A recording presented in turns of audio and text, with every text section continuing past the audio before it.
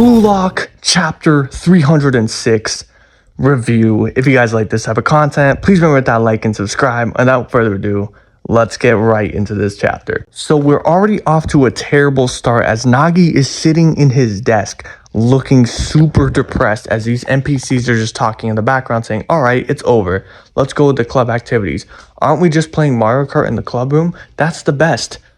Bro, Nagi looks so depressed, bro. We then see Nagi venturing through his life, looking at people playing football, riding their bikes. And guys, I feel so bad for this guy, man. Like, I know a lot of you guys hate my Nagi glaze, but you can't just not feel bad about this, guys. Like, look at him, bro. He's so depressed, bro. Like, this hurts my heart, bro. Nagi then goes and sits down and says, just like this forever. Am I gonna die like this? Wait. Kaneshiro, don't even try it, bro. Don't play with my heart again. Don't tell me you're bringing Nagi back this chapter. Nagi then begins riding his bike as he says, maybe I'll never get fired up again. Nagi begins pedaling faster and faster as he starts breathing harder and harder and says, I hate that. I want to go back. Yes, Nagi, let's go back. Nagi says, I want to meet that passionate version of myself again. And he's panting and panting as he looks at the bluelock facility. Nagi knocks on the door saying, excuse me, please open up. Let me in. Give me a chance to fight in bluelock. Just one more time. Bro, guys, it might actually happen.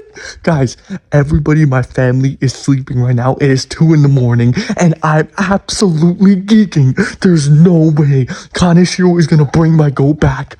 And just like that, my hope dies. As nobody answers the door, the sun comes up as Nagi was basically knocking on that door the entire night, bro. That's so sad. Nobody answered him.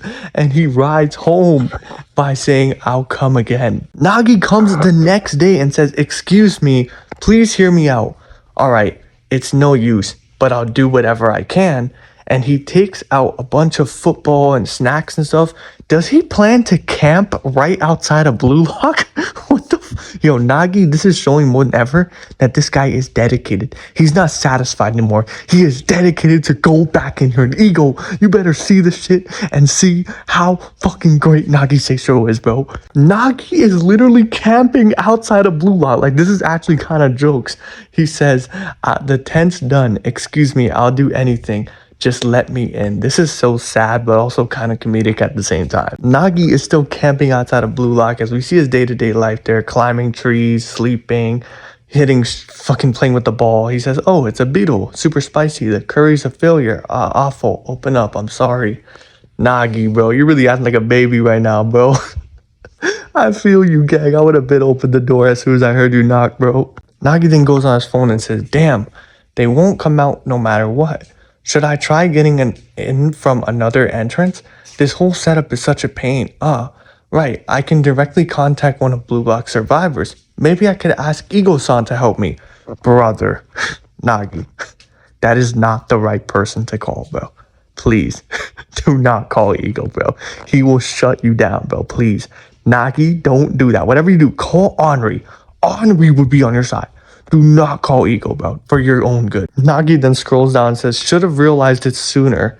Who should I contact? Nagi then scrolls down and says, I guess Rin is the easiest to talk to after all. Surprisingly, maybe even Bara would listen. But in the end, the one who would listen to me is, yeah, that's right, it's Rio. This account does not accept messages from you. Rio blocked Nagi? You can't be dead ass.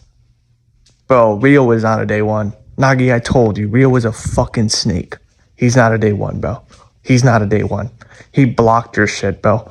Nagi, bro. He really threw you away like a piece of trash. Like a piece of trash. Nagi, you gotta hit up Isagi right now, bro. That's your real dogs. That's your real day one. I guarantee you guys, in the next page, he's gonna call Isagi, and Isagi be like, yo, what's up? Bro, Rio is fake. I can't believe he's doing this. But just when all seems lost, my wife, aka Henri, just says, this is private property. Nagi says, huh? Miss Henri. Henri says, any further presence will be considered trespassing. I'll call the police immediately. Please leave.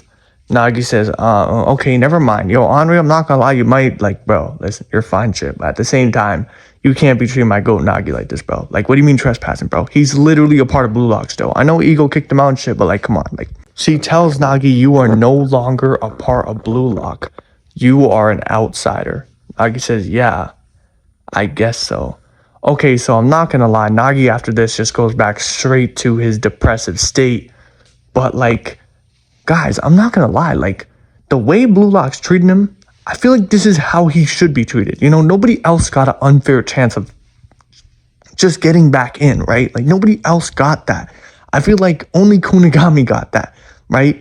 And if Nagi gets kicked out, he can't just get back in because he camped outside the facility and wants to go back. You know, like, I feel like that's fair. That's fair for everyone. But I do think that there is going to be another way for Nagi to get back into Blue Lock. Nagi then begins to get up and pack up his things and start walking away. He says, what the hell am I doing?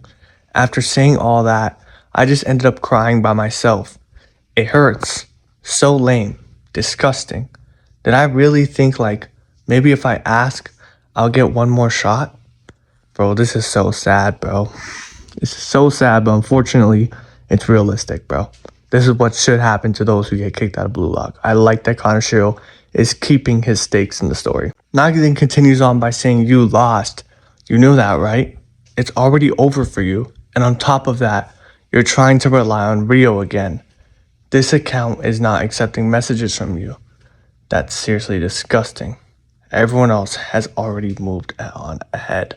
Yeah, Nagi, you've been left behind, bro. Nobody will help you, gang. To their eyes, you're just a bum. Like, you lost. You're out. They forgot about you. They're going to move forward. So what you got to do is move forward as well. You got to move forward to your own goal as well right now. Maybe not in Blue Lock, but another way. You have to move forward somehow from here, bro. There's no way you can go back to your boring old life. You need to find a way to get that passionate version of yourself back. Outside of Blue Lock? Is there a way that you can channel that outside of Blue Lock? Is there a new motivation that you're going to get right now that's going to make you go against Blue Lock, which will also be very entertaining? Guys, I think more and more the Ray Dark theory might be coming true. I'm not going to lie. Nagi then says, I know that, but still, I don't want to understand. Only I. And Nagi kicks the ball straight with all the anger he has in his heart. Guys, we've never seen Nagi this angry before. He's fuming with more motivation than he's ever had before. If there's any moment when Nagi is going to return to Blue Lock or be able to play against the Blue Lockers ever, it's right now. Nagi is more driven and motivated than ever now that he's lost everything. Just like how Baro was saying back then, you need to die and come back. He has died, realized what he has lost, and now he has more fire than ever, more ego than ever to come back. Nagi then walks up to the Blue Lock door, punches it. He punches it and glares at it saying, I'm the only one who can't change. I'm being left behind. Oh my gosh, guys, we are on the cusp. We are on the cusp of a Nagi Seizure Awakening, guys. I cannot believe this. I told you all, my goat is going to get back one way or another, bro. One way or another, my goat is going to get back into the story, bro. This is basic Kaneshiro, you're cooking. Then right behind Nagi, somebody appears behind him with an umbrella, and Nagi says, time only stopped for me while everyone else moved on. Baratsuda pulls up and says, hello, genius. Approaching the ultimate peak is this man, the JFU chairman. What he offers is the ultimate strategy or the temptation of the devil. Guys, Nagi is going to play against the Blue Lockers in the U20 World Cup. Confirmed. It's confirmed. It's confirmed. It's confirmed. It's confirmed. It is confirmed. You guys already know that Baratsuda, right? I'm going to drop a video about this later, but you guys already know that Baratsuda wants Blue Lock and Ego gone. He already said to Ego, if you lose this U20 World Cup, you're done. You're done. Guys, I think this basically just confirms that Baratsuda is going to pull some strings, get Nagi on another roster to play against the Blue Lockers, and try and take Blue Lock out that way by making them lose. Oh my gosh. Oh my gosh, Kaneshiro. Oh my gosh. I was expecting Ray Dark.